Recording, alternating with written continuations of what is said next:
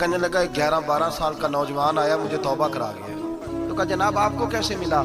تو وہ شخص کہنے لگا حضور کل میں گیا بازار, میں نے بغداد کے چوک سے 10 کلو مچھلی بھی خرید لی اور کچھ اور ضرورت کی چیزیں بھی, مہمان آنے تھے, وہ سارا کچھ خرید کے میں جب نکلا تو سامان زیادہ ہو گیا. چوک میں مزدور بیٹھے ہوتے تھے, میں نے کہا بھئی میرے ساتھ فلاں محلے تک سامان پہنچانا ہے. وہ بچہ کہنے لگا چچا اگر میں چلوں تو, میں نے اس کو ایڈریس وغیرہ بتلایا تو 3 دینار مزدوری طے ہو گئی سامان گھر پہنچانے کی. کہتے میرے ساتھ وہ نکلا اور جب رستہ طے کرنے لگا تو رستے میں گرمی بڑی سخت تھی, ظہر کا وقت تھا. ذرا ہم نے چند قدم اٹھائے, 2-4 گلیاں گزرے تھے کہ اذان ظہر کی آواز آنے لگی. تو کہتے ہیں بڑی منت کے انداز میں, بڑی گزارش کے انداز میں میری طرف دیکھا, عمر چھوٹی سی ہے. کہنے لگا چچا اگر اجازت مل جائے تو میں ظہر کی نماز پڑھ لوں. کہتے ہیں میں ایک جگہ پھٹے پہ بیٹھ گیا اور گپے کرنے لگا, سامان وہاں رکھا, میں نے کہا پڑھ لے نماز.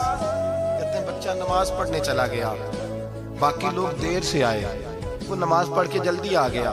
میں نے کہا بیٹے تو جلدی آ گیا ہے؟ کہنے لگا اس لیے جلدی آیا ہوں کہ آپ یہ نہ سمجھے یہ کام چور ہے, میں نے نفل چھوڑ دیے ہیں, فارغ ہو کے پڑھ لوں گا. کہتے ہیں سامان اٹھایا, رستے میں گرمی شدت کی تھی, اس کا پسینہ بہنے لگا, میں آگے بڑھا.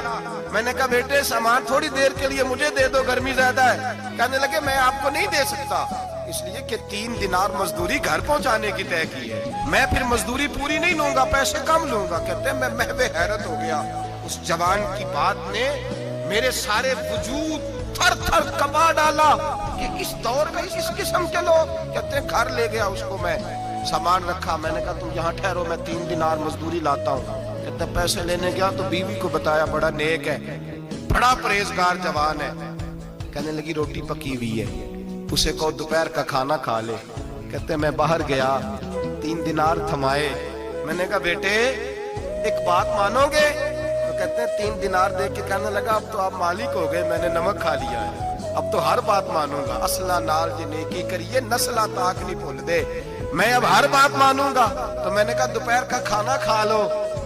کہتے ہیں اس کی گردن جھک گئی اور بڑے دھیمے لہجے میں کہنے لگا میں نہیں کھا سکتا, میں نے روزہ رکھا ہوا ہے, روزہ رکھا ہوا ہے, نفلی روزہ رکھا ہوا ہے.